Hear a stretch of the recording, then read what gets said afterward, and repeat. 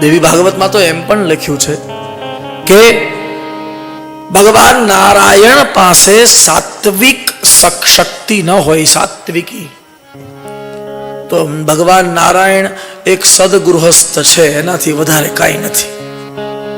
જ્યાં સાર સંભાળ લે છે ને ભગવાન, આપણું બધાનું ધ્યાન રાખે છે ને ભગવાન નારાયણ, એ શું કરે, એ શેનાથી કરે? બોલે એની પાસે એક શક્તિ છે સાત્વિકી.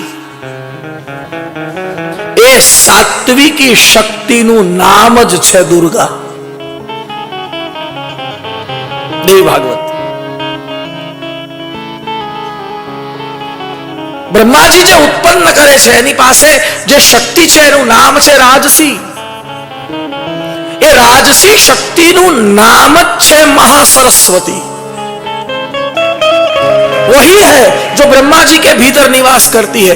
और अगर ब्रह्मा जी से ये शक्ति अलग हो जाए, ब्रह्मा जी थी आ राजसी शक्ति सरस्वती नामनी शक्ति अलग थई जाए तो ब्रह्मा जी एक बहुत सारा कॉन्ट्रैक्टर है, एनाथी वधारे काई नथी.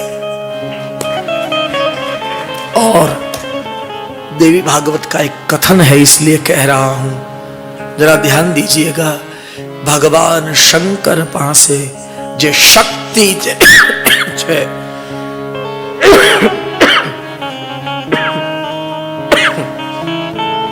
ए शक्ति नु नाम ज छे तामसी, जने आपणे कुंडलिनी कहीए छीए, है ना. एक कुंडलिनी शक्ति ज महाकाली है. यस, जो अंदर भीतर है ना, हाँ भीतर, जिससे ब्रह्मा जी शक्तिवान है, जिसे भगवान नारायण शक्तिवान है. ये सब हमारी जो संभाल लेते हैं, हमको संभालते हैं. और तीसरा कुंडलिनी भगवान शंकर के पास है. अब भगवान शंकर के पास जो शक्ति है कुंडलिनी, वो शिव जी से अलग कर दी जाए. देवी भागवत कह रहा है इसलिए कह रहा हूं, शिव के पास से वो शक्ति ले ली जाए तो शिव शव है और कुछ नहीं है.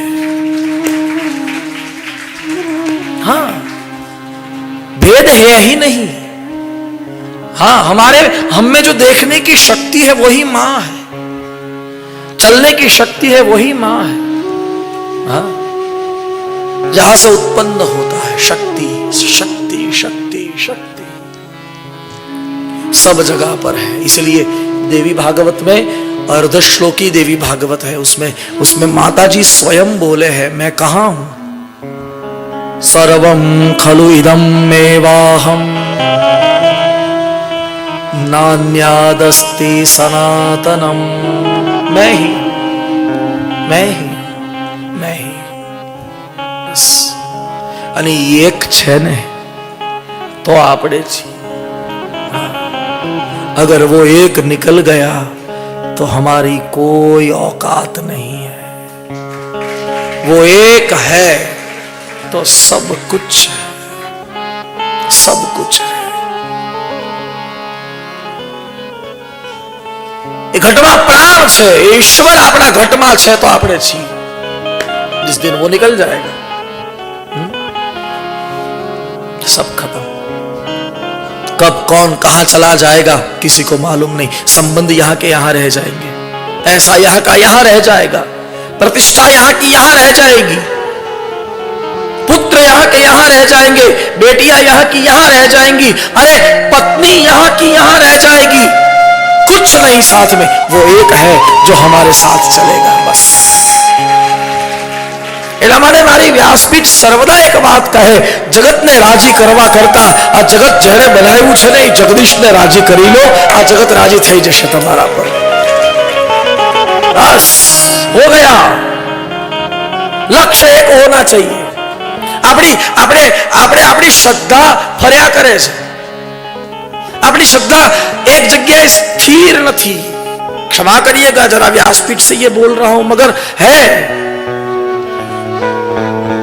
कल मुझे बेटी बोल रही थी, कौन, वो गीता जी का पाठ कर रही थी, बेटा कौन बोल रहा, त्रिविधा, कौन बोल रहा था जो खड़ा, वो खड़ा मेरे साथ बात कर रहे थे, आप ही बात कर रहे थे ना, खड़े हो जाओ।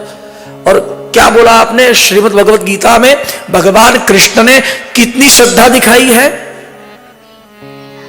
त्रिविधा भवती श्रद्धा, त्रिविधा भवती श्रद्धा।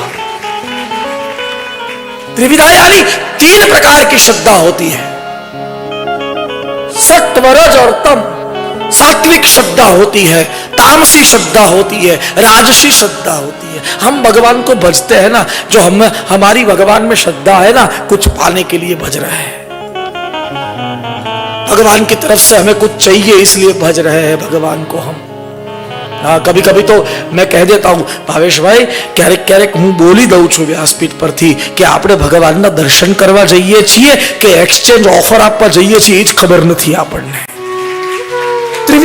त्रिविधा भवती श्रद्धा, और ये मेरा भगवान ही बोल सकता है, कृष्ण के अलावा किसी में ताकत नहीं है ये बोलने की। यस, चाबुक मारी है આપણને, चाबुक मारी है। समझ पड़े तो भगवान एम कहे કે આપણે શું કર્યું સાહેબ? આપણે આપણી શ્રદ્ધાઓ લગાવતા રહ્યા છે, એક જગ્યાએ ચોંટેલી નથી, ભરોસો નથી આપણને।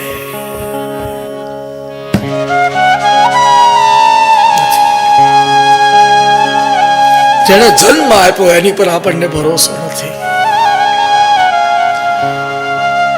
જ્યારે ઉપરથી ઈશ્વર જોતા હશે કે હું શ્રીમદ ભગવદ ગીતામાં અર્જુનની સામે એમ કહી ગયો કે તારે ચિંતા કરવાની જરૂર નથી, હું તારી સાથે છું।